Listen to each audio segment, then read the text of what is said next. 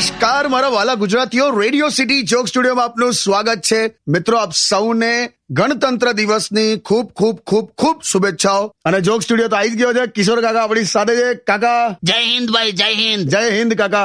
આજે સવારે છે ને પેલા હું આ વિડીયો જોતો હતો, આપણે પરેડ જોતો હતો 26મી જાન્યુઆરીની. અરે શું સ્ટન્ટ બતાડ્યા છે કાકા. 35 જવાન એક જ બાઇક પર બેઠેલા. આખો એક જબરજસ્ત સ્ટન્ટ હતો. 35 લોકો એક જ બાઇક પર.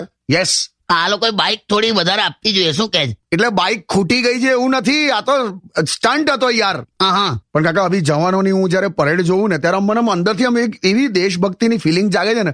મેરે દેશ કી ધરતી સોના ઉગલે ઉગલે હીરે મોતી, મેરે દેશ કી ધરતી. તું રેવા દે ને ભાઈ, તું ના ગઈશ. આમાં દેશભક્તિથી વધારે પેલા વરઘોડામાં ગાતા હોય ને એવું લાગે છે. દરેક વાતમાં મારો વિરોધ કરો તો તમે કઈક કર્યું છે દેશ માટે? ભાઈ હું કોઈને નડતો નથી, એ બહુ છે.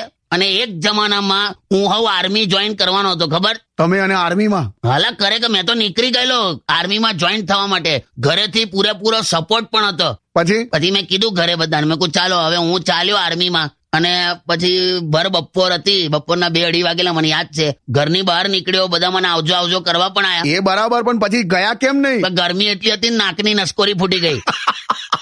બધા કે આવતો રે પાછો આવતો રે, આપણાથી નહીં થાય, આવતો રે. એટલે પાછો આવ્યો, બાકી તો આમ રગ રગ में है. યસ, સેલ્યુટ છે આપણા દરેક જવાનને. જય હિન્દ.